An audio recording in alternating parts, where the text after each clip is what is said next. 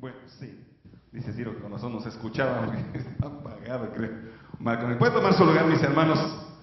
Muy buenos días, tengan todos ustedes. Y pues hoy vamos a continuar con una serie de mensajes relacionados con la persona de Cristo en cuestión de el nuevo pacto. La semana pasada veíamos esto, el nuevo pacto. Hoy estaremos viendo Cristo y su muerte. En teoría también ahí hicimos unos pequeños cambios. En teoría yo iba a dar el tema de Cristo y su resurrección, pero ese tema se va a dar la próxima semana. La próxima semana estaremos ahí teniendo una importante celebración. Ahorita se va a dar el aviso, pero los adolescentes, por favor, si pueden ir a su clase, ahí por favor, grupo de adolescentes. También se hizo un pequeño cambio, los niños hoy desde las 11, así como fueron llegando, se fueron a su clase por esta ocasión, porque más al ratito terminando su clase, ellos van a estar ensayando para la próxima semana, pues también ellos van a tener una participación. La próxima semana, como les digo, estaremos celebrando un evento importante. Estaremos celebrando la resurrección de Cristo. ¿Sí? Estaremos celebrando. Y tal vez tengo una pregunta para ustedes. ¿Qué será más importante? ¿La muerte de Cristo o la resurrección de Cristo?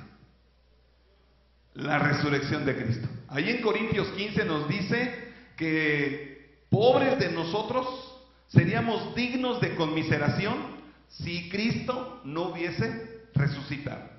Seríamos los más dignos de conmiseración, así pobrecitos, ¿verdad? Ilusos, están creyendo en alguien que sigue muerto.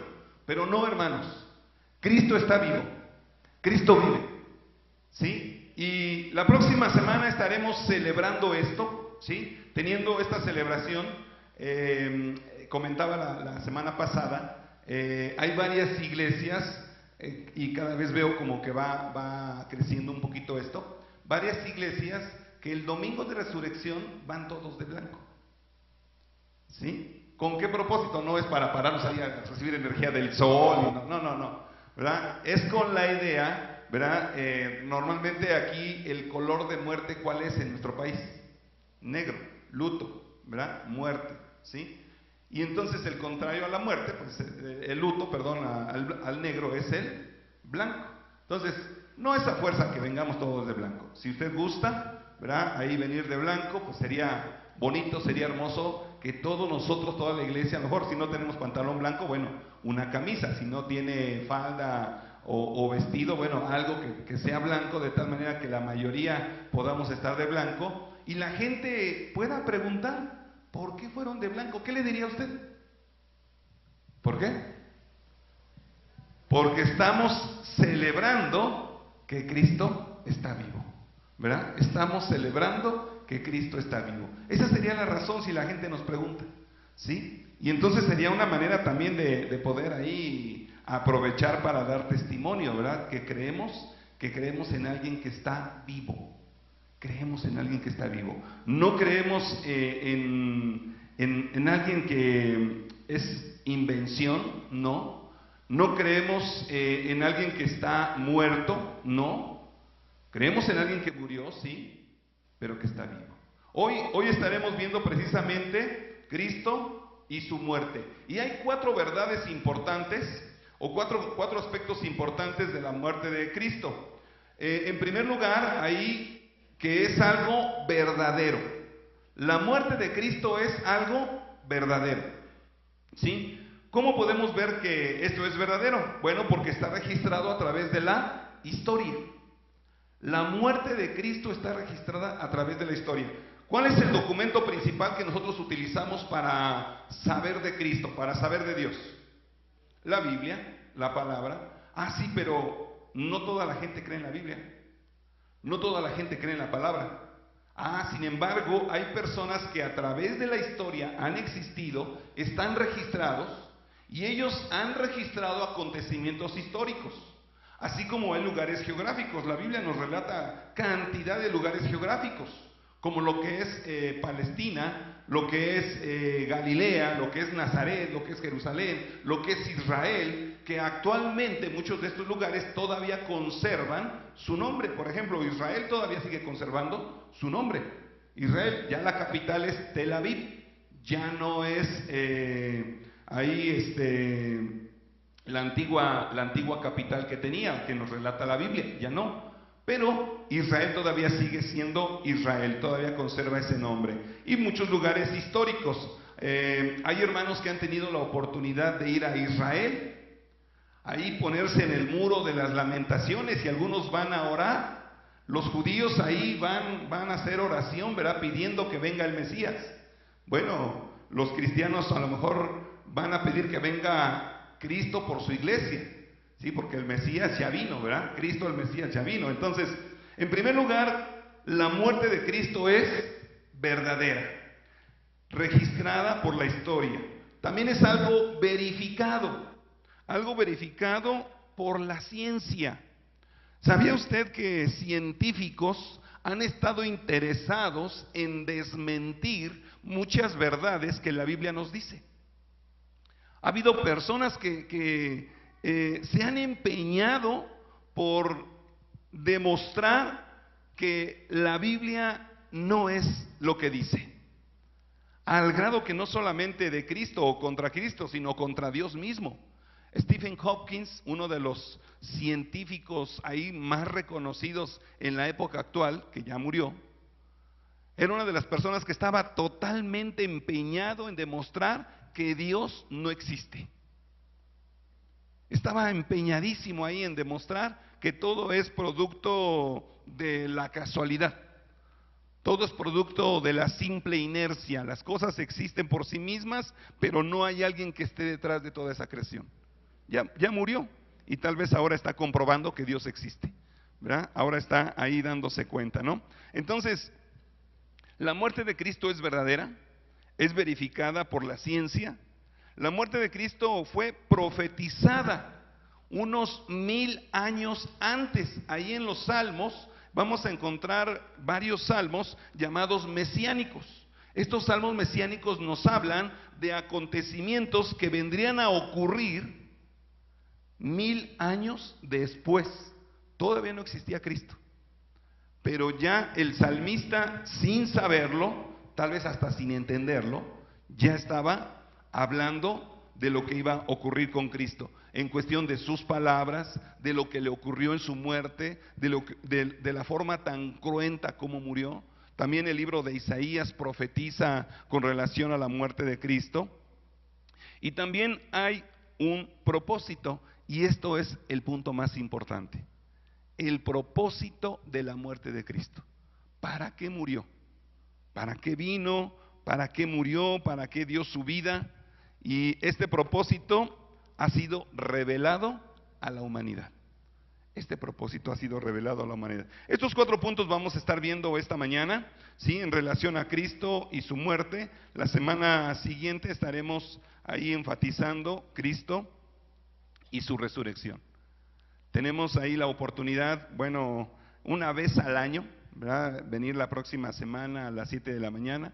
¿Sí está dispuesto a venir a las 7 de la mañana? ¿Sí? A celebrar que Cristo ha resucitado, ¿sí? Tal vez no estamos acostumbrados, a lo mejor, bueno, el culto, ¿por qué tan temprano, verdad? ¿Sí? Es una vez al año, hermanos, una vez al año. Por ahí dicen que una vez al año no hace daño, ¿verdad? Entonces, es verdadera, la muerte de Cristo es verdadera, es un acontecimiento registrado en la historia. Tal vez voy a dar algunos antecedentes un poquito generales, ¿sí? Por ejemplo, un hombre llamado Tácito, ahí se dedicó también a escribir historia, y en el libro 15 de los Anales de Tácito, él escribió cómo Jesús fue condenado a crucifixión. Tal vez los romanos, Tácito fue un historiador romano, y él como romano no creía en el Mesías. Él tenía una cultura romana, este hombre Tácito, él fue romano, no tenía nada que ver con los judíos. Por eso tiene validez lo que él escribe, porque sin ser judío, sin conocer la historia judía, sin conocer de la persona de Cristo, en la historia que él escribe, ahí él relata cómo Jesús fue condenado a crucifixión por parte de Poncio Pilato. Y bueno, ahí en Palestina, en la época del emperador Tiberio César. ¿Sí? Y esto es importante. Esto es importante, hermanos, porque cuando alguien nos pregunte, bueno, a ver, dime qué evidencias hay de la existencia de Cristo. Cristo fue un personaje histórico. Fue un hombre que existió en la historia. Otra vez, pensando en la gente que no cree en la Biblia, pensando en la gente que no acepta la Biblia como una revelación divina. Hay gente que tal vez nos puede preguntar, bueno, si eso lo dices porque lo dice tu libro, a ver, fuera de tu libro, ¿qué evidencias hay? Bueno, están estas evidencias históricas, evidencias geográficas como los lugares. Galilea, algunos dicen que no existió este lugar de Galilea, pero sí, en la historia sí está registrado. Y ahí, por ejemplo, estos historiadores como Tácito, algunos otros como Samosata, Plinio, Suetonio, todos estos hombres nos hablan de la cultura judía y nos relatan eventos históricos que ocurrieron. Flavio Josefo, este es otro hombre, un historiador judío, este sí fue judío, ¿sí? Sin embargo, ahí vivió a finales del siglo I después de Cristo y nos narra el proceso, dice, del maestro. Así le conocían a Jesús. Sus mismos discípulos le llamaron maestro. Y entonces este hombre, Flavio Josefo, narra el proceso del maestro haciendo hincapié en que cuando fue ejecutado al estilo romano. Los judíos, ellos no acostumbraban crucificar. La crucifixión fue un invento del imperio romano. Desde antiguamente los griegos también sacrificaban personas, sobre todo reos, y ellos utilizaban una cruz, pero en forma de X. Utilizaban así la forma de castigar a las personas, a los reos. Los romanos, ellos inventan la forma que conocemos de cruz. ¿Sí? Cosa que, bueno, a lo mejor también ahí los testigos enfatizan un madero, que no era una forma de cruz, era solamente un tronco. Pero no, dentro de la historia romana podemos encontrar ahí efectivamente esta cruz, donde crucificaban o castigaban a los reos de aquel entonces. Jesús murió como un reo. Murió condenado como uno de los peores de la época, sin serlo. No fue una persona malvada, no fue un ladrón. Por eso la palabra nos dice que el justo por los injustos, para llevarnos a Dios. Cristo vino, vivió una vida justa, una vida sin pecado, sin embargo fue contado entre los malhechores. Ahorita vamos a ver algunos textos. Entonces, esta es la parte, Cristo y su muerte. Su muerte fue verdadera, registrada en la historia. Tal vez, nuevamente, muchas veces el tiempo no nos alcanza para ver todos aquellos antecedentes históricos que pudiese haber o pudiésemos conocer en relación de la persona de Cristo. Pero bueno, podemos ahí nosotros con calma poder buscar sobre estos historiadores, Luciano de Samosata, Plinio y Suetonio, que escribieron historia judía, que escribieron sobre los judíos. La muerte de Cristo también fue verificada por la ciencia. ¿Cómo verificada por la ciencia? Sí, vamos a buscar Lucas 22, el Evangelio de Lucas capítulo 22. Evangelio de Lucas capítulo 22, versículos 43 al 44. Por cierto, Lucas no fue uno de los 12 apóstoles, ¿sí? Él fue, se sabe que él fue médico, ¿sí? De profesión, y como médico él también llevaba registro. Es como un doctor, ¿no? Usted va al doctor y ¿qué hace el doctor? Le toma un historial clínico. En ese historial clínico le pregunta, ¿verdad? Gracias. En ese historial clínico le pregunta sus antecedentes familiares, enfermedades, ¿verdad? Y no es con otro propósito de tener una idea de por qué tiene hoy en día cierto padecimiento, ¿verdad? Ese se llama historial clínico. Entonces, Lucas Lucas, como médico, pues él registraba ahí estos antecedentes y se dio a la tarea de registrar cosas que ocurrieron con la persona de Jesús. Y por eso tenemos aquí el Evangelio de Lucas. Y en esa investigación que hace Lucas, sin haber sido uno de los apóstoles, pues él escribe ahí en el capítulo 22, versículos 43 al 44, dice,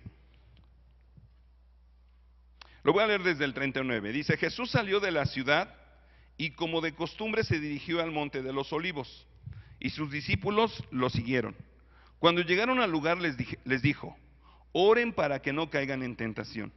Entonces se separó de ellos a una buena distancia, se arrodilló y empezó a orar: Padre, si quieres, no me hagas beber este trago amargo, pero no se cumpla mi voluntad, sino la tuya.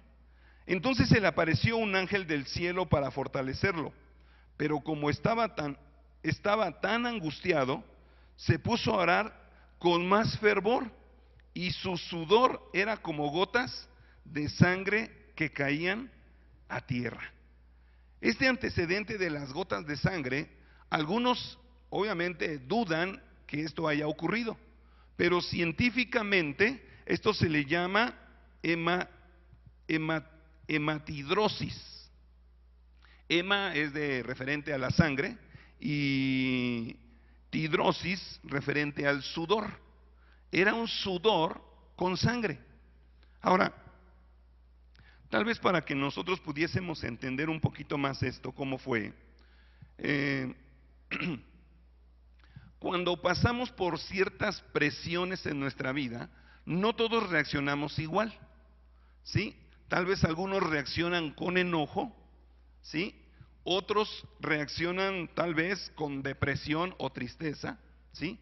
Pero lo cierto es que hay una reacción, y esto se le llama, o científicamente también se le llama adrenalina. Regularmente la adrenalina está en nuestro cuerpo con el propósito de reaccionar. Pero ha visto por ahí, a lo mejor, sobre todo a lo mejor esto lo notamos en algunas películas, ¿no? En algunas películas, imagínense una escena, ¿verdad? Viene un carro a toda velocidad y está una persona ahí parada. ¿Qué debía hacer esa persona? Si viene un carro a alta velocidad, quitarse, ¿no? Pero a veces la adrenalina, lejos de ayudarle a que reaccione, hace que la persona se quede ahí paralizada y pues el carro, ¡pum!, se la lleva, ¿sí? Pero la adrenalina tiene ese propósito de hacernos reaccionar, ¿sí? De hacernos reaccionar. En algún momento conocí ahí una historia de una persona que atropellaron a su hijo y el vehículo estaba, o una llanta gracias, está medio apretado. Atropellaron a su hijo de esta persona y una llanta estaba sobre las piernas, estaba sobre las piernas de su hijo.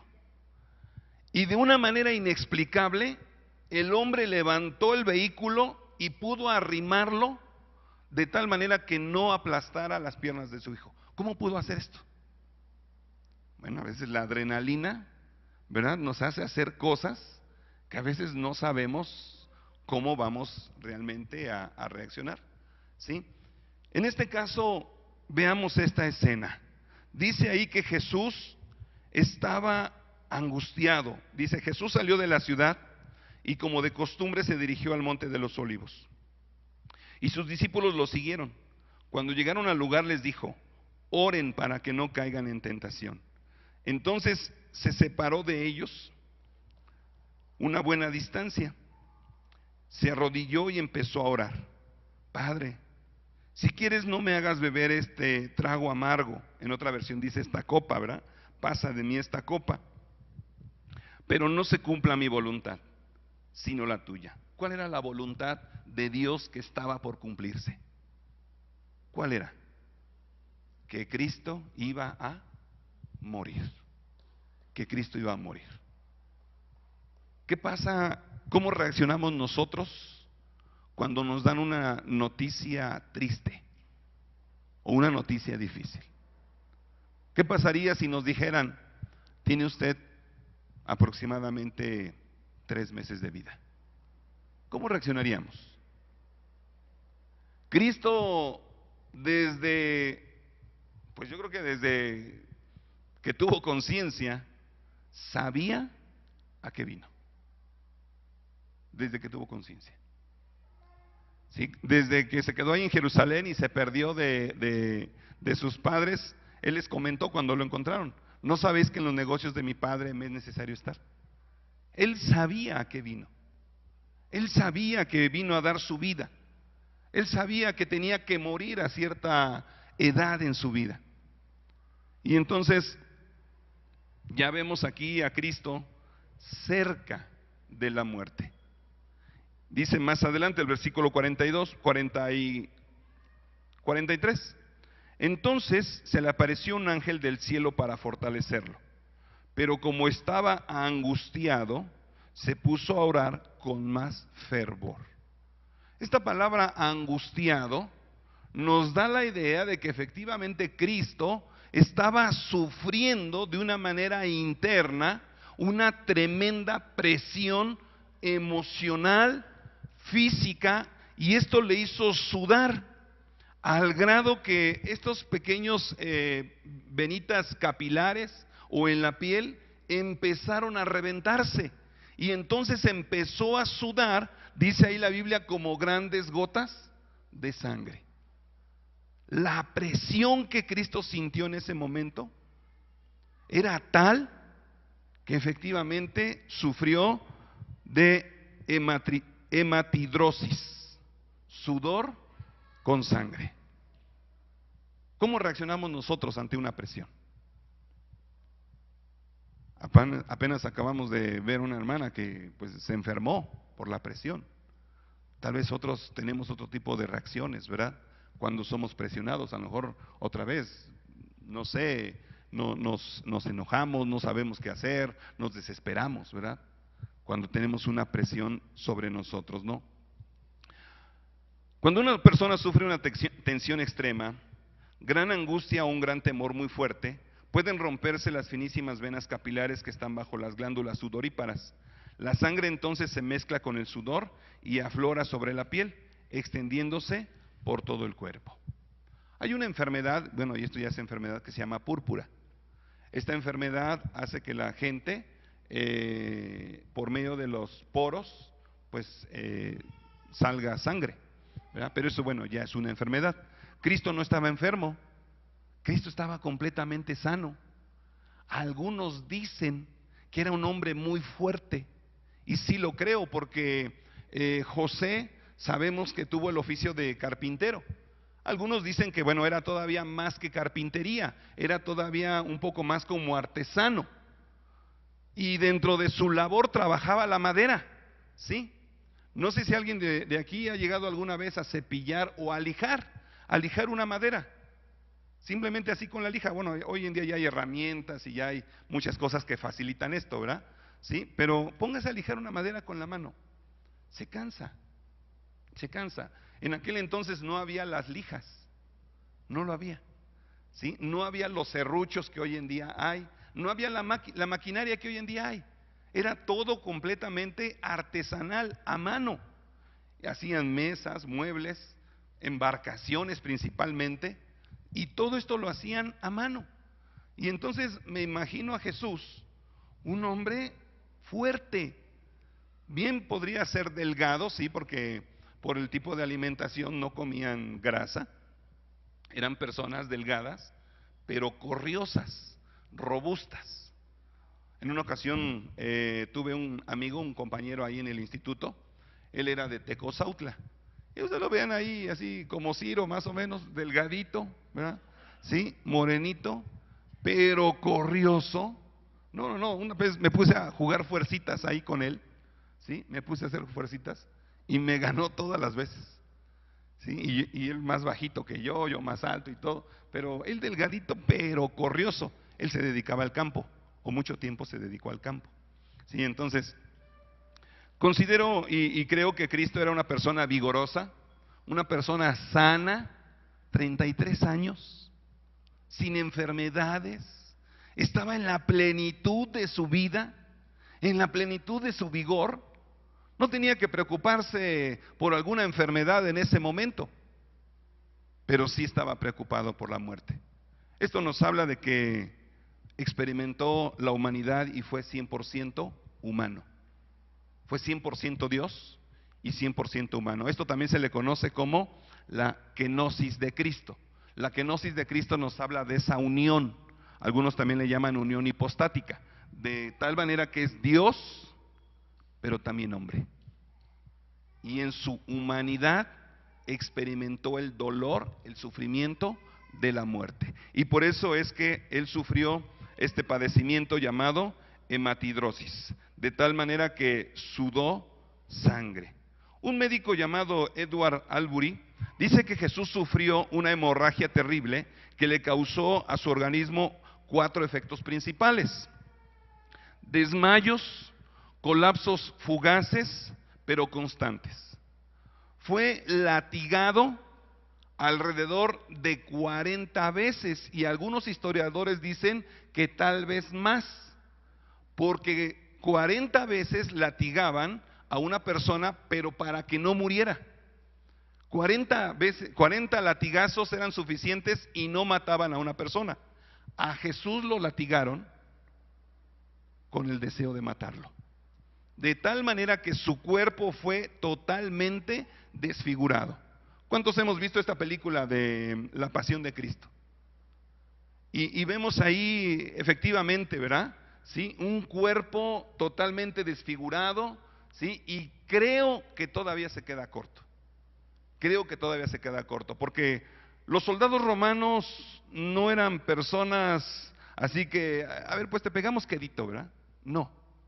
Eran personas entrenadas, eran soldados entrenados para no sentir misericordia y entrenados para matar, porque luchaban en guerras y entonces eran personas totalmente entrenados.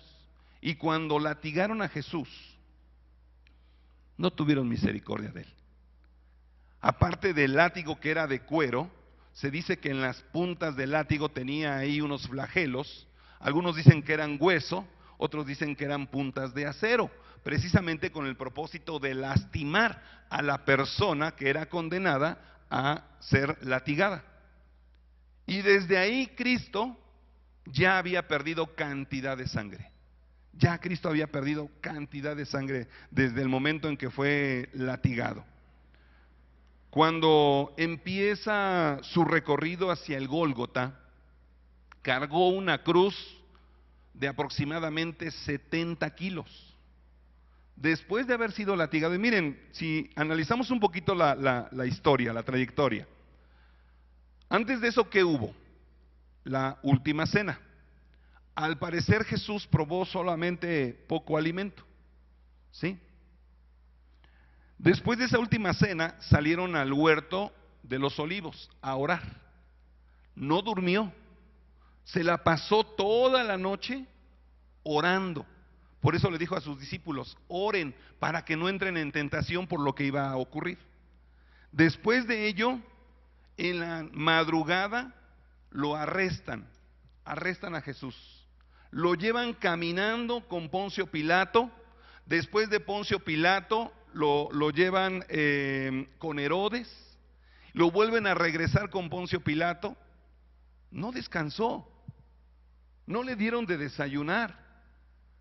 Lo condenan por ahí de las 9 de la mañana, ¿sí? O están haciendo juicio de él y lo mandan a latigar. Y Jesús se empieza a desangrar. Se burlan de él. Y todo este proceso, cuando sale ya con la cruz, Jesús se desmaya en el camino. Era obvio, ya no tenía fuerza, ya no tenía sangre. Su corazón, bueno, se dice ahí que los riñones dejaron de funcionarle, porque empezó a deshidratarse. No le habían ni siquiera dado a tomar agua. Y pues los riñones, a falta de agua, empezaron a colapsarse. Empezaron a pedir agua y empezaron a tener ahí un colapso. Tuvo que haber sufrido una terrible arritmia cardíaca. ¿Por qué? Porque otra vez, al desangrarse, el corazón de Jesús trataba de bombear sangre. ¿Pero de dónde? Si su sangre ya se había derramado en todo el camino hacia el Gólgota. Por último, la última palabra que Jesús dijo, una de las últimas palabras, Jesús dijo: tengo sed. Era obvio, se había desangrado, se había deshidratado, ya su piel estaba pegada ya a sus huesos, ya estaba totalmente deshidratado. Y por eso Jesús exclamó: tengo sed.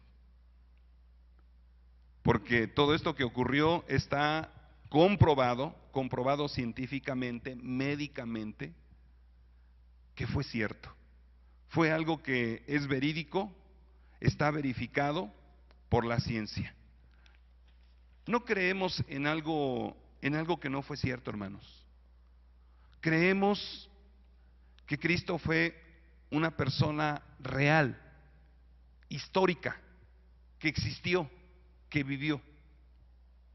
Y bueno, podemos recurrir a la palabra de Dios, a la Biblia, y entonces podemos ver que su muerte fue profetizada. Vamos al Salmo 22. Salmo 22. Salmo 22, versículo 17. Fíjese cómo dice ahí. Desde el 16 dice: como perros de presa me han rodeado, me han cercado una banda de malvados, me han traspasado las manos y los pies. Puedo contar todos mis huesos. Con satisfacción perversa la gente se detiene a mirarme. ¿Quién escribió este salmo? El rey David. Y lo escribió cuando él estaba siendo perseguido. Él no sabía que esto que estaba escribiendo era algo que iba a ocurrir con Jesús. Y 1000 años antes de que ocurriera, vemos aquí al rey David describiéndolo. 1000 años después, esto se cumple. Ahí entonces encontramos en los evangelios estos datos, y hay un dato interesante donde Flavio Josefo mismo dice: la crucifixión era una condena tan terrible que a Jesús se le desmembró los órganos corporales, de lejos se le podían contar los huesos y las costillas. Fíjese que es interesante, a lo mejor, a veces el poder ilustrar esto.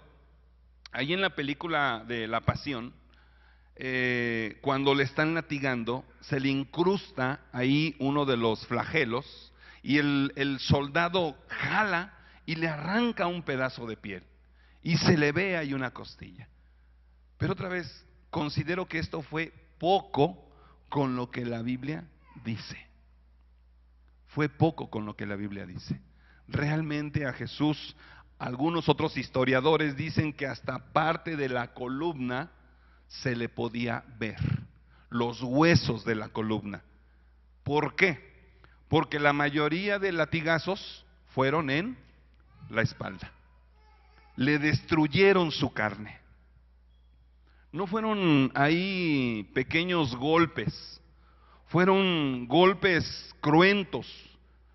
Y entonces el salmista 1000 años antes nos está diciendo lo que iba a ocurrir con Jesús. Puedo contar todos mis huesos, con satisfacción perversa la gente se detiene a mirarme. El Salmo 22:1 nos relata una de las palabras de Jesús. Dice ahí, 22:1: Dios mío, ¿por qué me has abandonado? Lejos estás para salvarme, lejos de mis palabras de lamento. Otra vez el salmista está escribiendo esto y no sabía que Cristo iba a decir esto en su carne viva, en persona. Algunos podrán decir: es que Cristo leyó los salmos. Claro, se los sabía, como buen judío se sabía los salmos. Pero cuando estaba en la cruz, No era tanto pues voy a decir el salmo que me sé de memoria, ¿verdad? No, sino era realmente el dolor que Cristo sentía. Y estando ahí en la cruz, era tal su dolor que él dijo: Dios mío, ¿por qué me has abandonado? Sintió el rechazo de Dios, y tal vez nosotros no lo podríamos entender, o difícilmente lo hemos entendido, que fue por el pecado. Cristo cargó con nuestros pecados. Ahí en Mateo 27:47 se cumplen estas palabras: Dios mío, ¿por qué me has abandonado? Igual el Salmo 22:16, hace rato lo leí, dice: como perros de presa me han rodeado, me han cercado una banda de malvados, me han traspasado las manos y los pies. En la época del rey David, no se ocupaba el sacrificar a reos clavándoles las manos y los pies. No, otra vez, eran 1000 años antes. Todavía no se inventaba este tipo de castigo. Fueron los romanos quienes inventaron este tipo de castigo, al grado que cuando la persona estaba clavada ahí en la cruz, les rompían las piernas, para que con su propio peso ellos se fueran ahogando y fuera más pronta su muerte. A Jesús no hubo necesidad de quebrarle sus pies, de quebrarle sus huesos. Toda la sangre que derramó durante todo el Calvario, durante toda la trayectoria, fue suficiente para que Cristo muriera. Muchos médicos se sorprenden al ver la resistencia tan tremenda de Jesús, la resistencia física. Por eso creo y pienso que Jesús tuvo que ser un hombre fuerte. Fuerte no quiere decir ahí que estaba ponchado y con ahí todo conejudo. No. Simplemente un hombre vigoroso, fuerte, ¿verdad? Tal vez delgado, espigado, sí, pero corrioso, que pudo resistir todo esto, aún en su humanidad. Es interesante ver cómo el cuerpo tiene cierta resistencia. No tiene toda la resistencia, pero tiene cierta resistencia, ¿verdad? Es interesante ver cómo nosotros tenemos capacidad de resistir y de aguantar. A veces veo la gente que anda por ahí indigente, y a veces sin comer y sin tantas cosas, y hasta parece que están hasta más sanos que uno, ¿verdad? Sí, hasta me dan ganas a veces de proponer que mejor donen órganos, porque a veces uno es el que anda peor que ellos, ¿sí? Y uno aparentemente está más sano, ¿no? ¿Verdad? Pero todo esto fue profetizado, aún las manos y los pies de Jesús que serían traspasados. Juan 20:25, tenemos ahí a Tomás diciendo: así que los otros discípulos le dijeron: hemos visto al Señor. Tomás dijo: mientras no vea yo la marca de los clavos en sus manos y meta mi dedo en las marcas y mi mano en su costado, no creeré. Repuso Tomás. Las manos y los pies de Jesús fueron traspasados. Algunos dicen que no necesariamente fue crucificado de las palmas o clavado de las palmas. Algunos dicen que fue en esta parte, porque si fuera crucificado o clavado aquí, se desgarraría con facilidad por su peso. Por eso algunos dicen que fue de las muñecas donde fue clavado. Bueno, todo esto es parte de las manos, ¿verdad? Tal vez no nos especifica exactamente la Biblia si fueron las palmas de las manos o fueron las muñecas.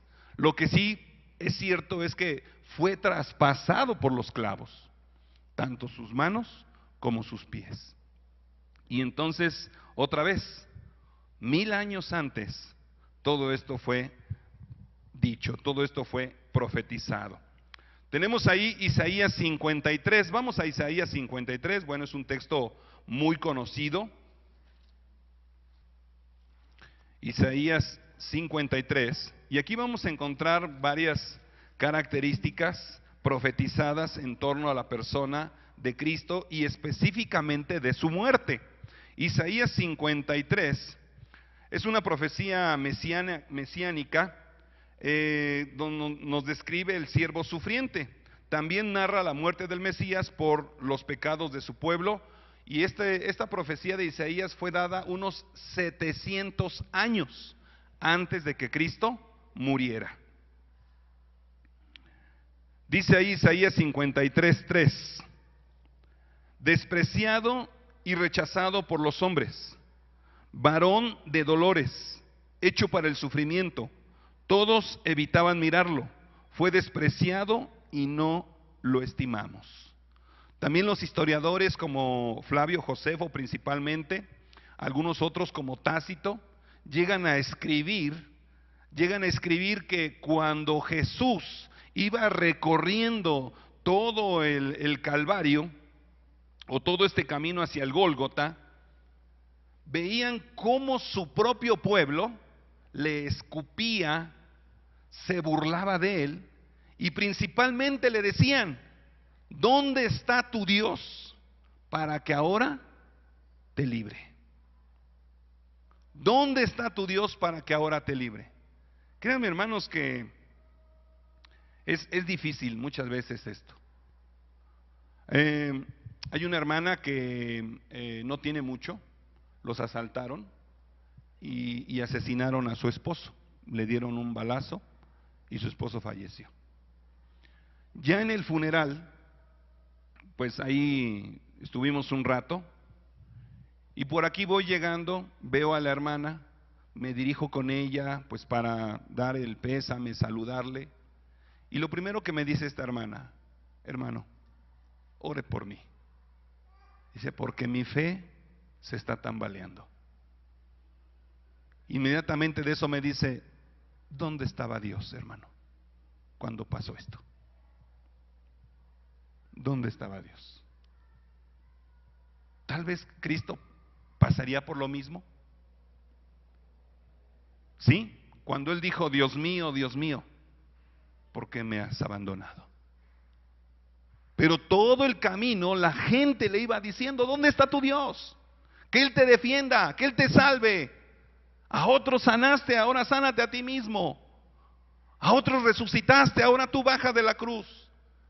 Y la gente no dejaba de injuriarle. Y esto fue profetizado 700 años antes por el profeta Isaías, donde dice ahí que fue despreciado y rechazado por los hombres. Y no solamente fue el dolor físico de Jesús, también fue el dolor moral de Jesús, el dolor espiritual de Cristo. El dolor moral por el rechazo de su pueblo, el dolor espiritual por el rechazo de Dios en ese momento. En Lucas se cumple esta profecía, o se narra también de esta profecía, pero vamos a ver ahí Isaías 53 del 5 al 9. Estamos en Isaías 53, ¿verdad? Versículos 5 al 9 dice: Él fue traspasado por nuestras rebeliones y molido por nuestras iniquidades. Sobre Él recayó el castigo, precio de nuestra paz, y gracias a sus heridas fuimos sanados. Todos andábamos perdidos como ovejas, cada uno seguía su propio camino, pero el Señor hizo caer sobre Él la iniquidad de todos nosotros. Maltratado y humillado, ni siquiera abrió su boca, como cordero fue llevado al matadero. Como oveja enmudeció ante su trasquilador, y ni siquiera abrió su boca. Después de aprenderlo y juzgarlo, le dieron muerte. Nadie se preocupó de su descendencia. Fue arrancado de la tierra de los vivientes y golpeado por la transgresión de mi pueblo. Se le asignó un sepulcro con los malvados y murió entre los malhechores. Aunque nunca cometió violencia alguna, ni hubo engaño en su boca. Aquí vemos varios acontecimientos profetizados de la persona de Jesús: su muerte, la forma en cómo murió, el maltrato, la humillación. Y otro dato interesante dice: como oveja no abrió su boca.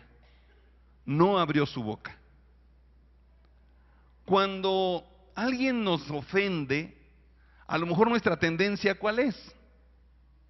Defendernos, ¿no? ¿Sí? Defendernos. Y también tratar de decir, Jesús enmudeció. Y en alguna ocasión busqué un video de cómo sacrifican a los corderos.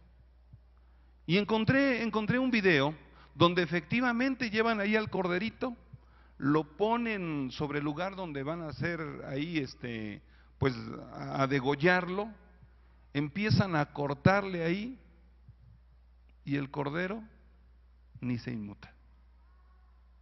Por eso dice ahí que Jesús, como oveja, no abrió su boca.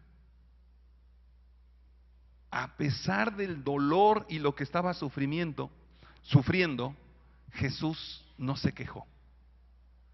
No se quejó. Se cumplió esta profecía. Después dice, de aprenderlo y juzgarlo le dieron muerte, nadie se preocupó de su descendencia, fue arrancado de la tierra de los vivientes y golpeado por la transgresión de mi pueblo. Se le asignó un sepulcro con los malvados y murió entre los malhechores. Entre los malhechores habla de dos ladrones. Jesús fue crucificado en medio de dos ladrones. Por eso dice ahí entre malhechores. El sepulcro, bueno, fue un sepulcro donado ahí por José de Arimatea, un hombre rico. ¿Sí?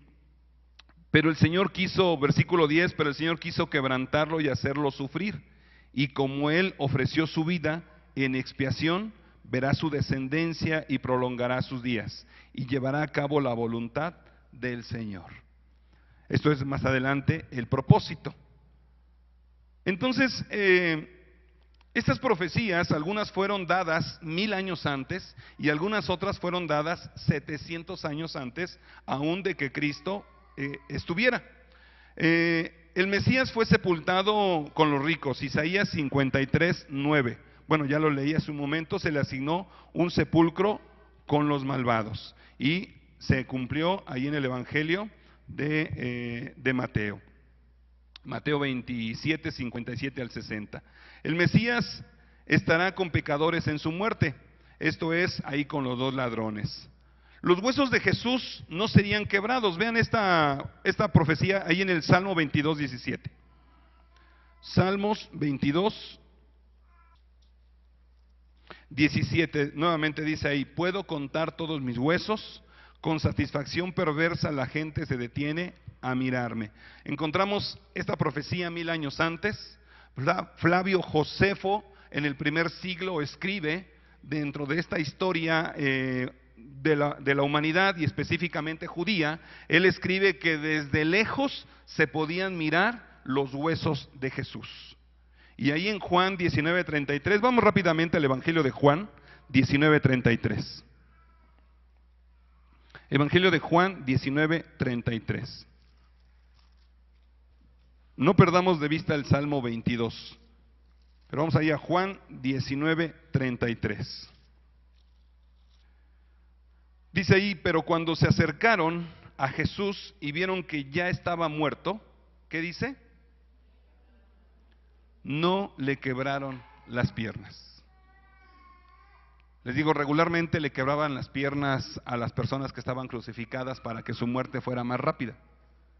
A Cristo no hubo necesidad de hacerlo. Ya Él había entregado el Espíritu. Él lo entregó.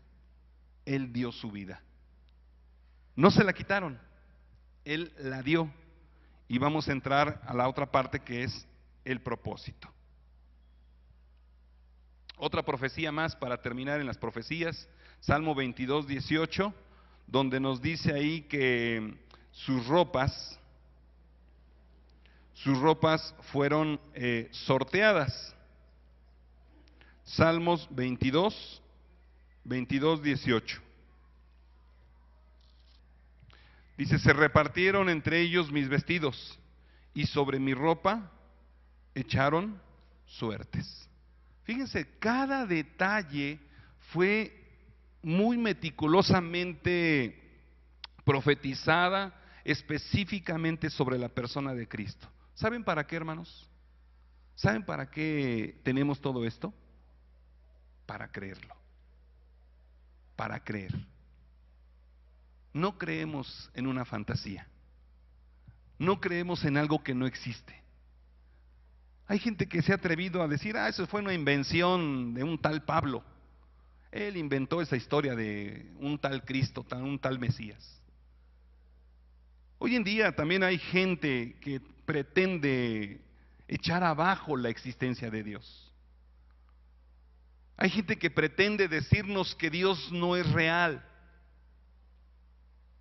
¿Y cómo podemos demostrarlo nosotros? A través de la historia. La historia tanto bíblica como la historia de la humanidad. Está registrado. Ahí está. Y de esa manera nosotros podemos argumentar y poder decir, es cierto. Cristo fue un personaje real, histórico, verificado, profetizado. Y lo más importante, el propósito de su muerte. Vamos a Lucas 19:10, por favor. Lucas 19:10. Lucas 19:10. Dice ahí, hoy ha llegado la salvación a esta casa, le dijo Jesús, ya que este también es hijo de Abraham, porque el Hijo del Hombre vino a buscar y a salvar lo que se había perdido. El Hijo del Hombre vino a buscar y a salvar lo que se había perdido. Primera Timoteo 1:15 nos dice que Cristo vino al mundo para salvar a los pecadores. Cristo vino para salvar a los pecadores. El Hijo del Hombre no vino para dar su vida en rescate. El Hijo del Hombre vino para dar su vida en rescate por muchos, según Marcos 10:45. Y tenemos ahí otros 5 puntos en relación al propósito de la muerte de Cristo. La muerte de Cristo, o por la muerte de Cristo, un pueblo es reconciliado con Dios. Romanos 5:1 nos dice que nosotros hemos sido reconciliados, justificados, pues por la fe tenemos paz para con Dios, por medio de Jesucristo. ¿Sí? Hemos sido reconciliados con Dios. Por la muerte de Cristo un pueblo es perdonado y justificado. Romanos 8:23. Vamos a ver Romanos 8:23. Dice, y no solo ella, sino también nosotros mismos que tenemos las primicias del Espíritu, gemimos interiormente mientras aguardamos nuestra adopción como hijos, es decir, la redención de nuestro cuerpo. Esto nos habla de la gloria futura que tendremos ahí con Cristo. ¿Sí? Les dije Romanos 3:23, ¿verdad? 3:24, ¿verdad? Perdón, estoy leyendo otra. Romanos 3:24. Perdón. Dice ahí que, pero por su gracia son justificados gratuitamente mediante la redención que Cristo Jesús efectuó. Pero por su gracia son justificados gratuitamente mediante la redención que Cristo Jesús efectuó. Cristo pagó ahí en la cruz del Calvario. Por la muerte de Cristo un pueblo es limpiado y hecho santo. Hebreos 10:14. Vamos a Hebreos 10:14. Por favor, ahí Hebreos 10:14. Y tal vez esto también, el apóstol Pablo en todas las cartas que escribe, en la parte del destinatario, él no dice a los pecadores que están en Corinto, no dice a los pecadores que están en Filipos, a los pecadores que están en Tesalónica, no, dice a los santos, ¿sí? Y vean lo que dice ahí Hebreos 10:14. Dice, porque con un solo sacrificio ha hecho perfectos para siempre a los que está santificando. Porque con un solo sacrificio ha hecho perfectos para siempre a los que está santificando. La palabra perfecto en este contexto nos habla de estar en la periferia de Jesús, en la periferia de Dios, donde Él es el centro de nuestra vida. ¿Sí? Él es el centro de nuestra vida. Él debe ser la motivación de nuestra vida. Y entonces, el propósito de Dios es que nosotros seamos santos. apartados para Dios y apartados del mundo. Y entonces, hermanos, tenemos que creernos algo. Ya somos santos. Ya somos santos. Muchas veces, a lo mejor también yo enfatizo mucho esto, ¿no? Que somos pecadores y que somos imperfectos. Sí, sí lo sabemos. Pero también tenemos que creernos esto. Somos santos, apartados para Dios y apartados del mundo por el sacrificio de Cristo. Efesios 5, 25 al 27. Efesios 5, 25 al 27. Dice: esposos, amen a sus esposas, así como Cristo amó la iglesia y se entregó por ella, para hacerla santa. Él la purificó lavándola con agua mediante la palabra, para presentársela a sí mismo como una iglesia radiante, sin mancha ni arruga ni ninguna cosa, ni ninguna otra imperfección, sino santa e intachable. ¿Cuál es el propósito de Dios ahora a través de Cristo? Presentarnos santos, intachables delante de Dios. Gracias a Dios, hermanos, porque la sangre de Cristo nos cubre y Dios nos ve a través de Cristo y nos ve santos y sin mancha. Así nos ve. Creámoslo para que en nuestra vida práctica esto también pueda ser una realidad. Sabemos que tenemos lucha, ¿verdad? Ahí entre la carne y el espíritu, y la carne se opone al espíritu. Pero dice también ahí en Timoteo que Dios no nos ha dado espíritu de cobardía, sino de poder, amor y dominio propio. Tenemos ahí el poder de Dios para poder ser agradables en nuestra vida para con el Señor. Por la muerte de Cristo, un pueblo es adoptado como hijos de Dios. Gálatas 4, 4 y 5. Vamos a buscar rápidamente ahí Gálatas 4. Si alguien me hace favor de leerlo, por favor, ahí en su lugar. Gálatas 4, 4 y 5. Ok, gracias. A fin de que fuéramos adoptados como hijos. El propósito de la muerte de Cristo fue adoptarnos como hijos. ¿Qué éramos antes? Mucha gente vive pensando que es hijo de Dios por el simple hecho de haber venido al mundo.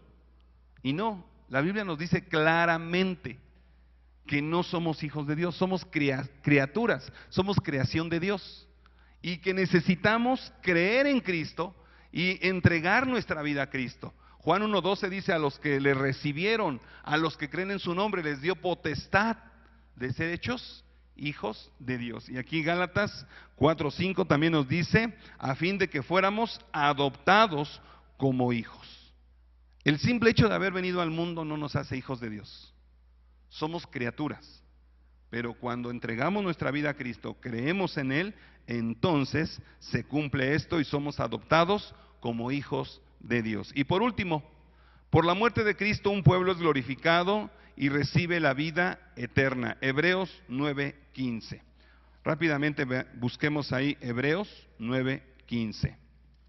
Dice: por eso Cristo es mediador de un nuevo pacto para que los llamados reciban la herencia eterna prometida, ahora que Él ha muerto para liberarlos de los pecados cometidos bajo el primer pacto. Dios desea un pueblo glorificado y que reciba la vida eterna. El propósito de la muerte de Cristo fue, en pocas palabras, salvarnos. Salvarnos de la condenación eterna. ¿Estamos completamente seguros que somos salvos? ¿Estamos completamente seguros? No vino una de las chicas que se va a bautizar. Bueno, de hecho me comentó que hoy iba a faltar. Pero yo le pedí que dé su testimonio, y la próxima semana nuestros hermanos que van a ser bautizados, ¿verdad?, van a pasar, nos van a comentar ahí parte de su testimonio de una manera tal vez breve. Y le preguntaba yo a esta chica, me dice que ella ha podido decirle a sus amigas en la escuela que ella es cristiana. Dije, qué bueno, excelente, excelente, que sepan que eres cristiana, qué bueno. Dice, pero a veces me atacan, me hacen maldades, me preguntan y no sé cómo contestarles. Le dije, bueno, necesitas obviamente crecer en el conocimiento de la palabra para que sepas cómo y qué debes contestar. Le dije, por cierto, te quiero hacer una pregunta. Dije, así como dices que te preguntan y a veces no sabes qué responder, me gustaría hacerte una pregunta. Dije, si hoy murieras, ¿dónde crees que estarías? ¿Con Dios? ¿Sin Dios? ¿O no sabrías? ¿Cuál creen que fue su respuesta? La opción 1, con Dios. La opción 2, sin Dios. Y la opción 3, no saber. Me dio la opción 3. Me dijo, no sé. Le dije, gracias por tu sinceridad. Porque esto me habla de que hay que transmitirte mejor la fe, de que tú necesitas hacer algo. Le dejé la tarea de leer los evangelios, estamos llevando unas lecciones y ahora ya le volví a preguntar, bueno, ahora si tú murieras, ¿dónde crees que estarías? Estaría yo con Dios.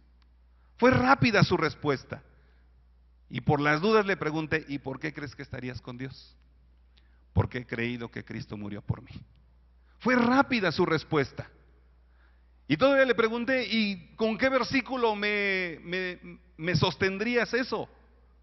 ¿Con qué pasaje bíblico tú me dirías que por eso tú crees que vas a estar con Dios? Me dijo Romanos 5:1, justificado pues por la fe, tenemos paz para con Dios.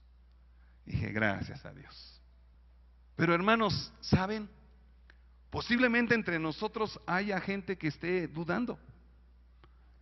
Y yo les agradecería mucho su sinceridad. Que dijeran, hermano, no públicamente, a lo mejor platicando, ¿verdad? Hermano, me gustaría comentar con usted algo. O con algún otro hermano, está Ciro, está Héctor, algunos otros hermanos, ¿verdad? Con quienes podemos acercarnos.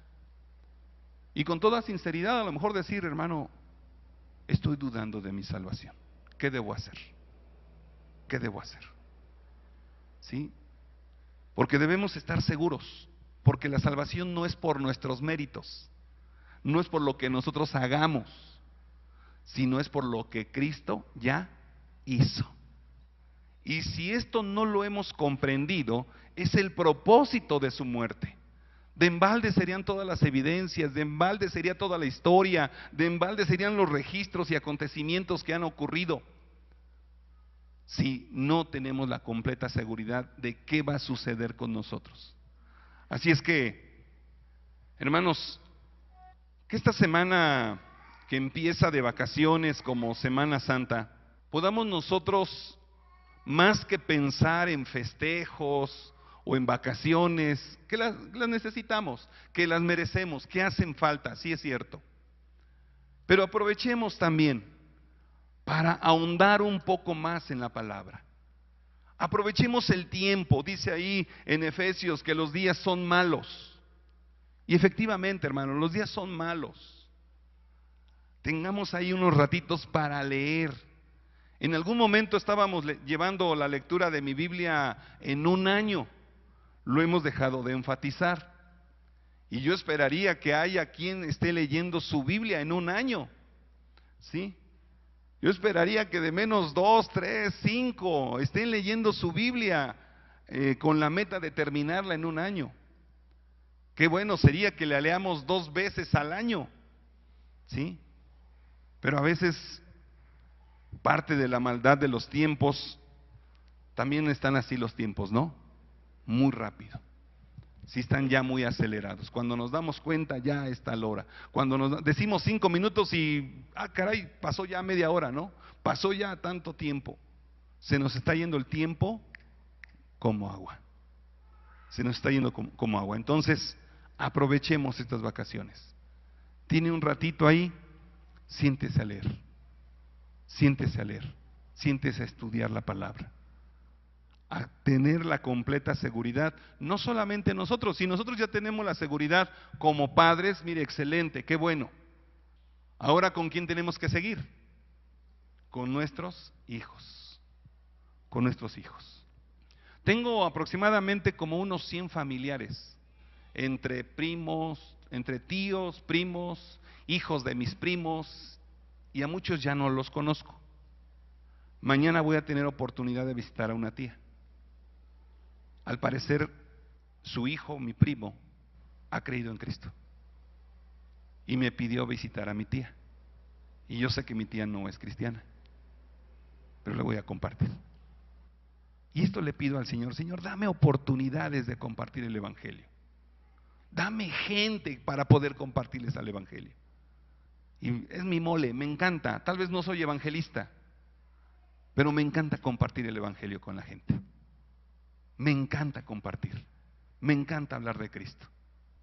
Y tengo cursos, tengo ahí material y lo he compartido con otros hermanos y miren, de verdad es excelente. Excelente, muchos han venido a los pies de Cristo. Así es que, hermanos, aprovechemos todas estas cosas y aprovechemos esta semana para hablar de Cristo. ¿Sí? ¿Estamos dispuestos a venir la próxima semana, hermanos? ¿Sí? ¿Quién está dispuesto? 7 de la mañana. Hay que levantarse a lo mejor a las 6:30 para medio bañarse, ¿verdad? Bueno, báñese bien, ¿verdad? No venga medio bañado. ¿Sí? Y bien podríamos cambiar la hora, bien podríamos decir en otro momento, pero creo que es bonito y que la gente vea. Yo veo a la gente haciendo ahí sus procesiones, van para acá, van para allá, y la gente lo hace con fe y sabemos que es equivocado. Nosotros que estamos con el verdadero, pues no andamos haciendo eso, pero sí al menos este día. Y les digo, y si nos animamos a venir de blanco, cuando salgamos y alguien nos pregunta: ¿por qué vinieron de blanco? Que les podamos decir: porque estamos celebrando que tenemos un Dios vivo, que Cristo está vivo, que Él vive. ¿Sí? Vamos a orar. Bendito Padre Celestial, cuántas gracias te damos, Señor, porque tu voluntad es agradable y perfecta. Bendito Dios, te damos gracias por habernos dado la oportunidad de escuchar el Evangelio, por habernos dado la oportunidad de leer tu palabra, de tener la Biblia en nuestras manos. Reconocemos, Señor, que tal vez hay cosas que nos cuesta entender, pero gracias, Señor, a tu infinita sabiduría y misericordia, tu Santo Espíritu nos guía para poder comprender las cosas. Gracias por la gente que nos enseña. Gracias por la gente que tú has usado, Señor, para explicarnos tu palabra. Y bendito Dios, en el nombre de Cristo, en primer lugar queremos rogarte por cada uno de los que estamos acá. Si alguien tiene duda en su corazón en relación a dónde va a pasar la eternidad, que pueda preguntar, que tenga el ánimo de preguntar para poder estar completamente seguro que depositando la fe en Cristo, gracias a su sacrificio, podemos tener lugar contigo, Señor, por la eternidad. Pero que ninguno de los que estamos acá dude, Señor, que ninguno dude. Ayúdanos, Señor, como dice tu palabra ahí en Judas, que a los que dudan hay que confirmarlos hasta arrebatarlos del fuego. Gracias te damos, Padre, por tu palabra. Confirma la fe y permite que podamos crecer en la gracia y en el conocimiento de tu palabra. Gracias, Señor, te damos. En el nombre de Cristo Jesús. Amén.